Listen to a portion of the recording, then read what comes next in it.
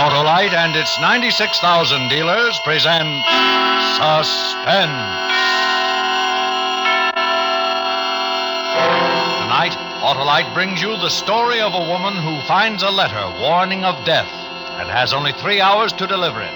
A transcribed tale we call The Death Parade, starring Miss Agnes Moorehead.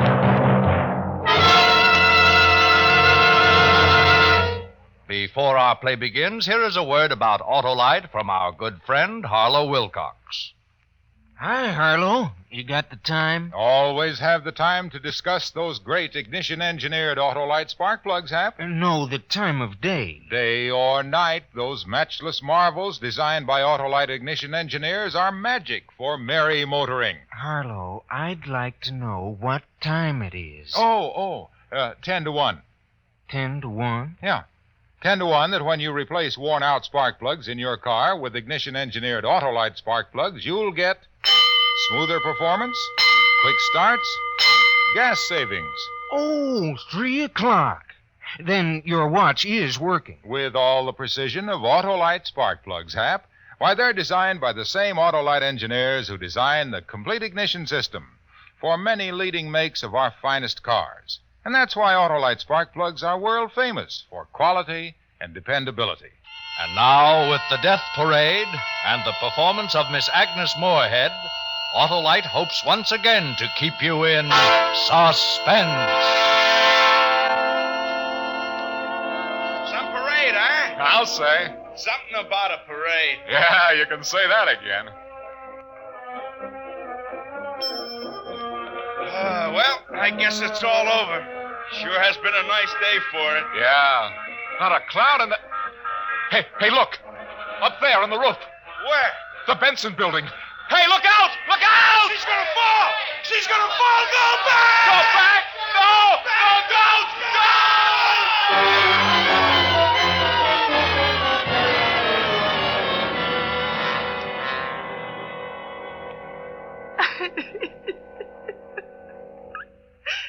All right, now, Miss Johnson, let's try and talk about this.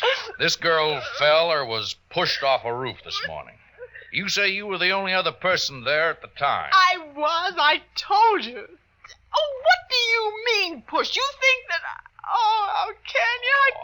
I know you're upset. Just take it easy. Upset? I'm nearly out of my mind. I don't see how you can expect me to tell you anything. First you accuse me and now...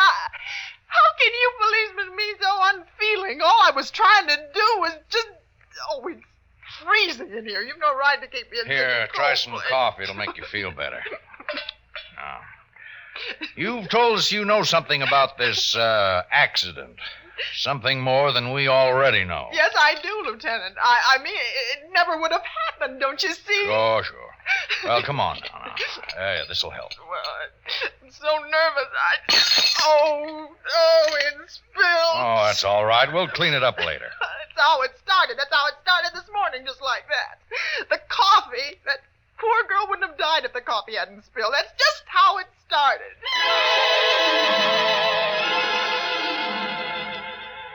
My name's Ellen Johnson. Oh, I told you that. I work at the Farnsworth Chemical Plant. For 12 years I've been there and never missed an hour of work. That is, until today. It was so unnecessary. That horrible, rude little man, he was the one.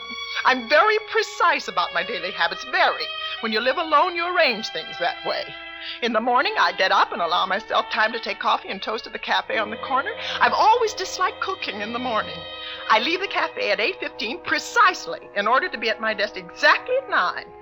Well, this morning it was the same. It's just the same, except that horrible man. He was just awful. As I sat at the counter, I could feel him there. He was 2 seats away, thin and dark, making a nasty noise as he drank his coffee. It was all his fault. Are you going to see the parade this afternoon, miss? I'm afraid I'll be working. Too bad. Should be good for business. I imagine so. Anything else? No, thank you. Hey, you. 25. Mm-hmm. Coffee and toast, right? Yeah, that's right. Hey, you. Thanks. Pass the sugar, will Good you? morning. See you tomorrow. Hey, what's the matter? I asked for the sugar. You can't pass it? I beg your pardon. Yeah, sure. Oh, why, look at that? You deliberately spilled that coffee all over my... Oh, gee, ain't that a Oh, shame? What a you. clumsy. Gee, am I sorry?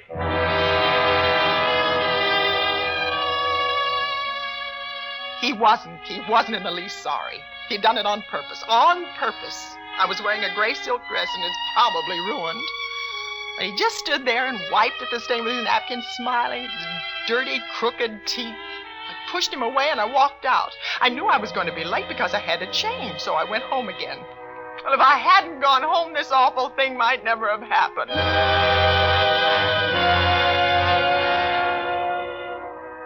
It took me 15 minutes to get back to the apartment, change my dress, and leave again for the office. Well, I'd walked 3 blocks when I saw the letter.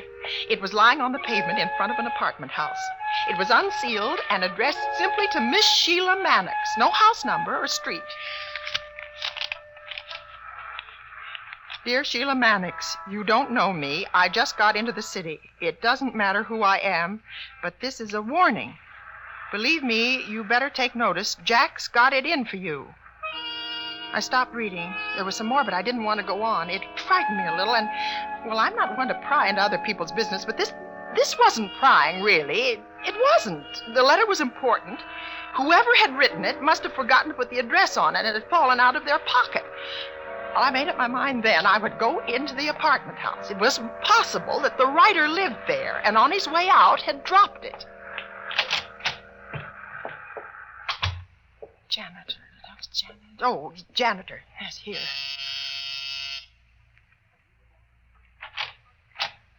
Yeah? Are you the janitor? Yeah, I'm sorry, we got no vacancy. No, I don't want... look, this letter, it's not addressed. Do you know the handwriting? I thought maybe... No, you might... nobody by that name living here. I didn't ask you that. All I want you to do is to tell me if you recognize the handwriting. It might belong to someone living here. Well, how come you opened it? Well, it was lying on the pavement outside. So give it to the mailman. It's important. I mean, what's in the letter is important. I think she ought to get it. So the post office will forward it. Well, can't you see there's no address? How can they forward it? How stupid. Listen, you don't have to get nasty. Well- I told you, she don't live here no more. I'm sorry. Who doesn't live here anymore? Mannix, she had 2A about 6 months ago. Sheila Mannix lived here? Where did she move to? Can you tell me? No forwarding address. But I must find her. I'm sorry, lady, I can't help.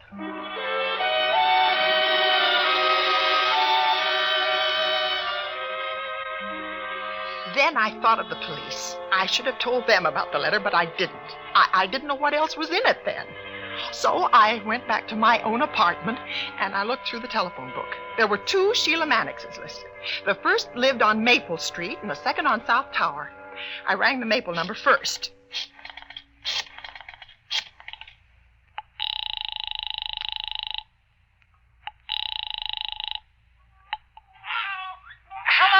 Hello?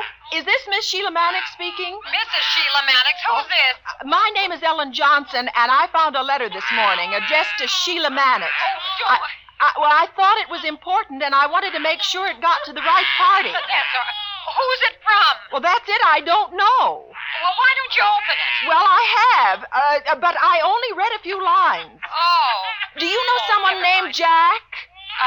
Jack? Yeah, I have a nephew. Well, then perhaps But maybe... he's in Colorado, though. Well, it seems to be some sort of a warning. Warning? Yes. I'm afraid I don't understand. Well, the letter says that Jack has got it in for you. It's a warning from... Oh, well, I'm afraid the letter isn't for me. My Jack is 10 years old. Oh, well, I'm sorry to have troubled you. It's all right. Goodbye.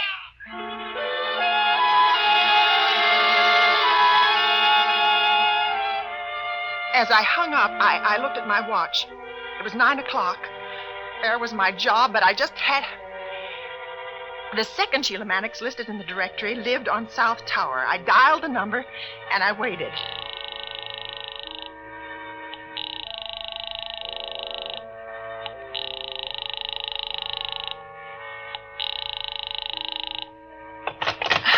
I got the letter out of my purse and read it. This time I read all of it. Dear Sheila Mannix, you don't know me. I just got into the city. No matter who I am, but this is a warning. Believe me, you better take notice. Jack's got it in for you. He was drunk one night and told me about it. Somebody you knew pretty well died last year. He didn't fall off that building. He was pushed. And Jack did it. He said he was going to get you, too. I would have told the police, but they'd start to get nosy about me. Jack's on his way here, and from the way he talks, he better not find you around. He talked crazy about a parade, the corner of Main and Thomas, and 12 o'clock. That's when he's going to do it. A friend. I sat there holding a piece of paper that carried a death warning for a woman I'd never seen, and I knew where and when she was going to be killed.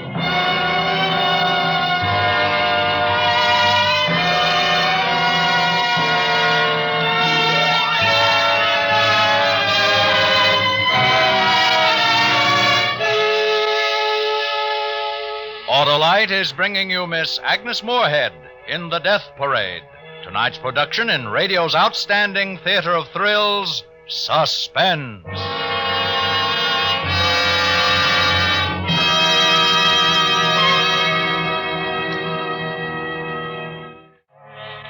The second Sheila Mannix's address was 317 South Tower Street. I got my car out, and I drove there. It must have been nearly 9:45 when I drew up outside. It was an old rooming house.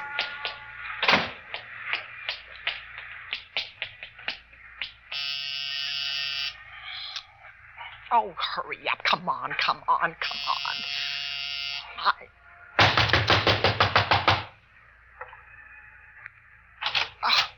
What do you want? I'm very sorry to trouble you. Is your name... You'll have to talk louder. I can't hear you. I'm sorry. I wonder if you could tell me, is your name Sheila Mannix? No, it's not. But the phone book has a Sheila Mannix listed at this address. Oh, it's her phone. She pays for it. Oh. I never have no cause to use it. She does live here then? Yes, she has a room upstairs. What's the matter? Well, does she work? Is she at work now? Well, how should I know? I never ask her where she goes. What's she done? You mean you don't know where she works? Do you know where she lived before she moved here? No. You see, she never says nothing. She's quiet and keeps to herself. But where can I find her? It's important that I learn where she is right away. Well, she'll be home prompt by 7. She always is, you know. You come back then if you got to see her. Well, 7 will be too late. I've got to find her now before 12. There ain't no use shouting at me, Well, miss. I can't tell you no more than I already have. I don't know nothing about I'm Sheila sorry. Mannix. Good morning.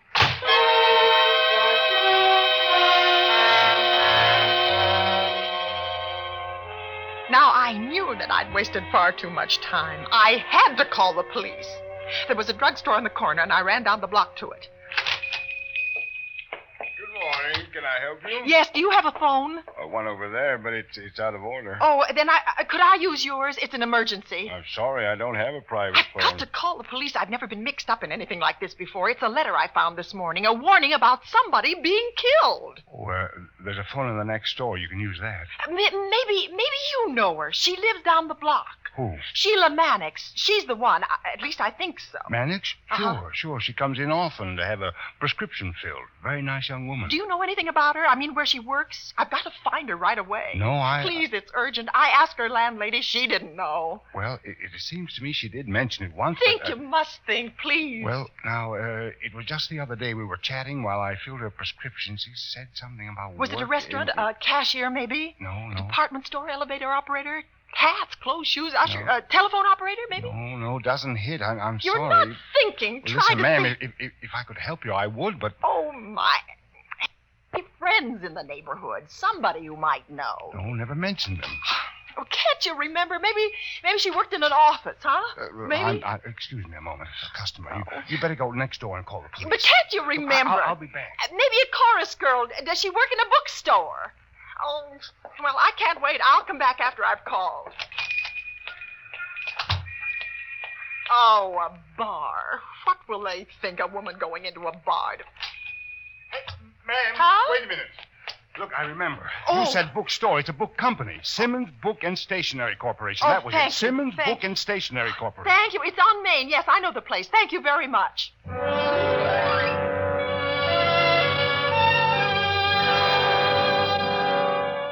Simmons Book and Stationery. Why, I had been there dozens of times. She might even have waited on me. I looked at my watch. It was 10:30. I really meant to call the police from the bar, but I didn't know how long it would take to explain. And even then, they might not investigate without seeing the letter first. I thought of the corner of Main and Thomas, the parade, and 12 o'clock. An hour and a half. I ran to get my car. I knew that once I found Sheila Mannix and gave her the warning, she'd be safe.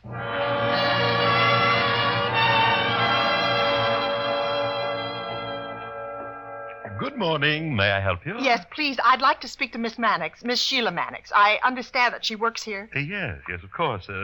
Is there anything I can help you with? No, thank you. It's personal. Oh, yes.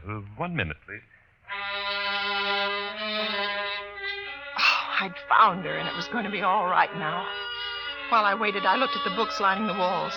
I was standing in front of the mystery section. Do you know the first title that caught my eye was Time for a Murder? I'm very sorry, ma'am, but one of the other girls tells me that Miss Mannix had an appointment. She's not here. I'm sorry. Now, perhaps I... But where did she go? Let me talk to the girl. Well, I think to the doctor. What doctor? Where? When did she leave? Well, if you'll wait here, I'll find out for you.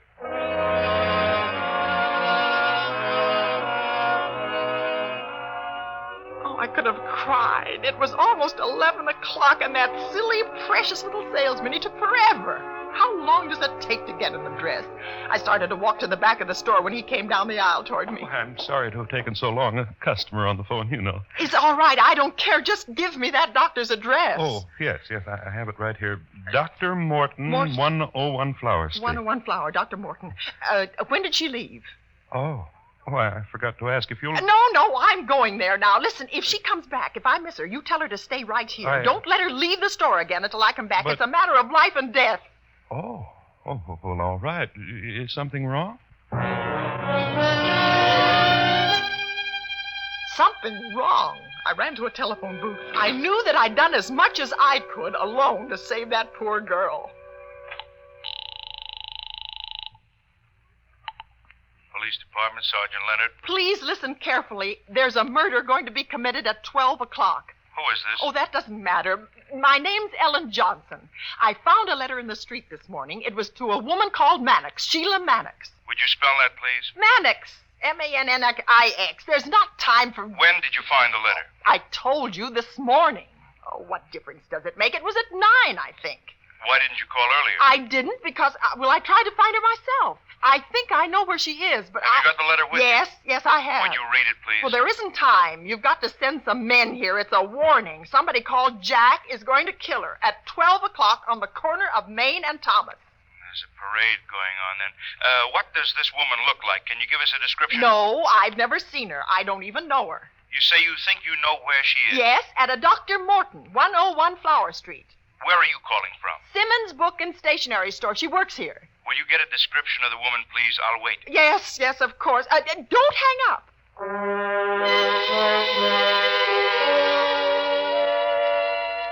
I found the young man again, and he told me what Sheila Mannix looked like. I got back to the phone and told the officer, short, about 5'2", thin, possibly 90 pounds, wearing a brown coat with a brown shoulder strap bag. We'll try to find her, Miss Johnson. Now, please stay there. I'll have an officer come to the store to pick up the letter.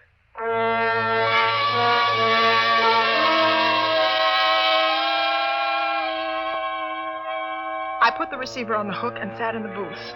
I was shaking, and my hands were wringing wet. It was 11:20. Somewhere outside, I heard a band playing. The parade must have started. I stayed in the shop, and the minutes passed 11:30, 25 to 12. At 20 minutes to, I just couldn't stand it any longer. The waiting, the awful waiting. I had to do something. I called Sheila Mannix's house again. There was just that chance, that slight chance. Maybe she went home after the doctor. Maybe she's there. 2 more. Oh, wait. No, 3. Let it go 3 more. Oh, be there. You must. You've just got to be. Hello? Miss Mannix? Miss Mannix, you'll never know. Listen, you don't know me, but You have to speak louder. I can't hear a thing on this thing. Who is this? Is this Miss Mannix? Miss Mannix ain't here. This is the landlady. Oh, my. I'm cleaning up. Is there a message?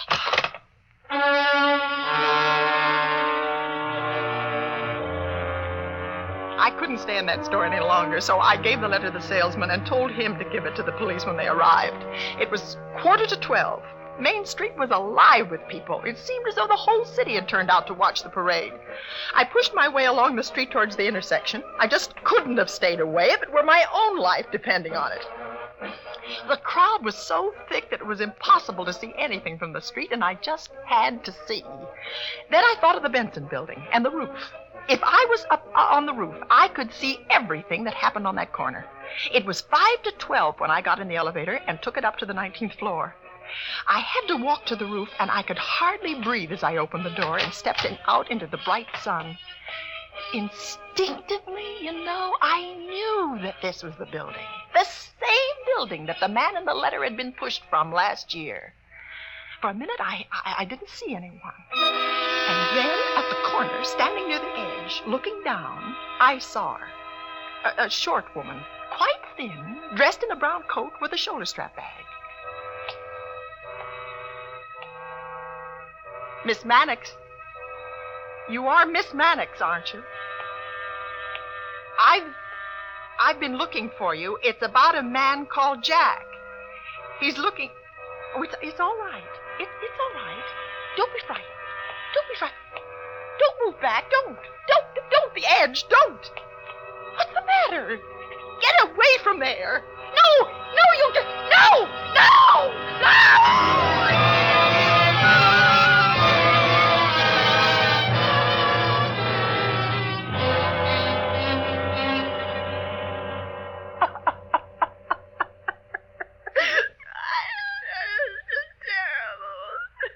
Uh-huh. Well, that's how it happened, Yes, I tried You to spend stop her. from 9 o'clock till 12 looking for her, and then you don't call us till 45 minutes before I it happens. told you why. I just You didn't know something, Miss Johnson? I think you're lying. Lying. How dare you say that? I was doing what I You thought pick was the up right a thing letter, to do. a warning letter. Well, You I- go to a janitor. You call people on the phone, but not the police. Well, You visit Sheila Mannix's house, talk to the landlady, talk to the neighborhood druggist, to the salesman in the bookstore. All witnesses, all alibis. But I wanted to find her, to warn her. And Don't... then you call the police when you're sure it's too late. How did I know she'd be up there? How? You set up a nice alibi for yourself. You were alone with Sheila Mannix. Who's to say you didn't push her? Oh, stop it. You don't know what you're talking about. You know right. I was trying to help her, that's all. I won't listen to you. I'm going home. Now, you sit down. Oh. I'm holding you for a while. We're going to check, Miss Johnson. We're going to do a lot of checking. Arrest me? I was a good citizen. I did my duty. I tried to save her, and you were going to... Lieutenant? Oh, yeah? Oh, Can I see you for a minute? Sure. You stay right there, miss. We're not through. This happened last year. murder. During the Murder, parade. that's what he's Yeah. saying, that I We had it on murdered the her. books. He called about an hour ago. He's saying that. Told us the whole To thing. me, after all the We couldn't good tie I... it up, though. Oh. I was only trying to warn the poor Take a girl. look at the report. Well, where are they What holding? is he saying? It's about me. 28th I know it. precinct. I know it. I know it. Okay. All right, that does it then. Oh, All right, Miss Johnson. We know what happened now. You know? What do you mean you know? I told you that's how it happened. Every word. Well, I'll tell you something. I've got to believe you. There's nothing I can do about it. Nothing you can do? Well, what should you do? Instead of frightening the life out of me, you should thank me for doing You listen to me for a change. I'd like nothing better than to throw the book at you, but I can't. We've got the man called Jack. He was picked up in the parade. There, you see, there. I was right. The fellow who wrote that letter you found called the police about an hour ago. He told us the story. That's how we got our boy. Then she was safe. He couldn't kill her. She wasn't in any danger then, was she? Oh, yes, she was. You.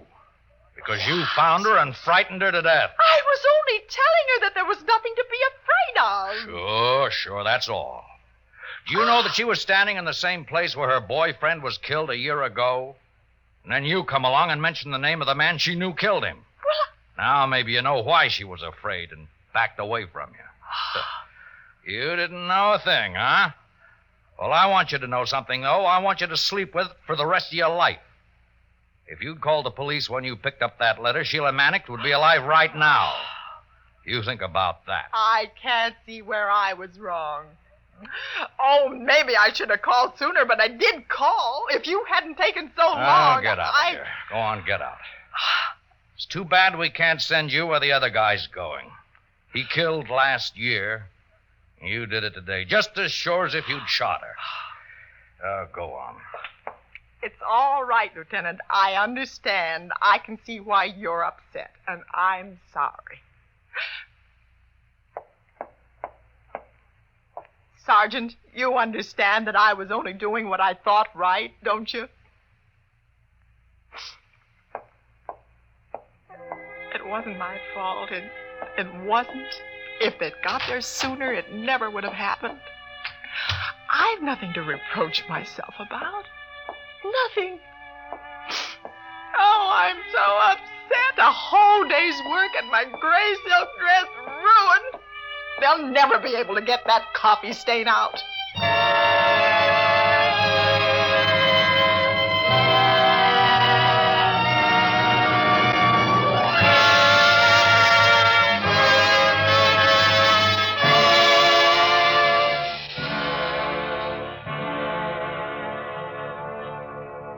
Suspense, presented by Autolite. Tonight's star, Miss Agnes Moorehead. Backward, turn backward, O time in your flight, and give us a minute to talk Autolite. That's a good idea, Hap, but it would take us hours to tell about the more than 400 fine products made by Autolite for cars, trucks, planes, and boats in 28 plants from coast to coast. These include complete electrical systems used as original equipment on many leading makes of cars. Electric windshield wipers, starting motors, wire and cable, voltage regulators, coils, distributors, generators. All engineered to fit together perfectly, work together perfectly as a part of the Autolite team. So, friends, don't accept electrical parts supposed to be as good. Ask for and insist on Autolite original factory parts at your neighborhood service station, car dealer, garage, or repair shop. And remember, you're always right with Autolite.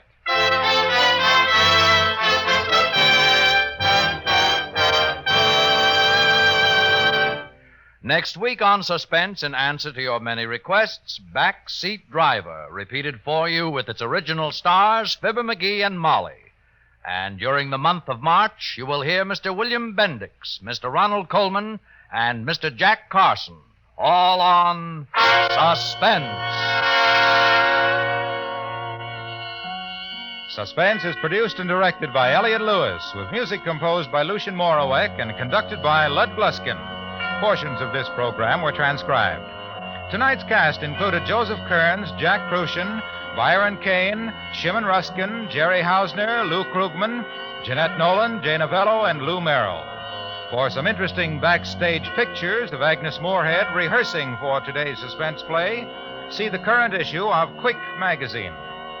The Death Parade was written by Shirley Gordon and adapted for suspense by Anthony Ellis. Agnes Moorehead is currently on tour with Charles Lawton, Charles Boyer, and Sir Cedric Hardwick in the drama quartet presentation of Man and Superman.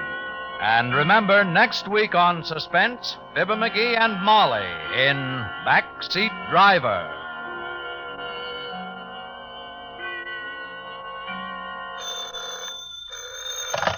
You can buy world-famous Autolite standard-type or resistor-type spark plugs, Autolite stay-full batteries, Autolite electrical parts at your neighborhood Autolite dealers.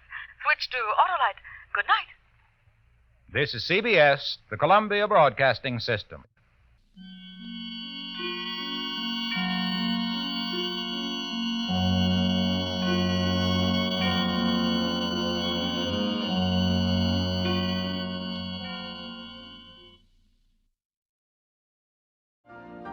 You've been listening to the OTR Gold Network. Find more classic radio at otrgold.com.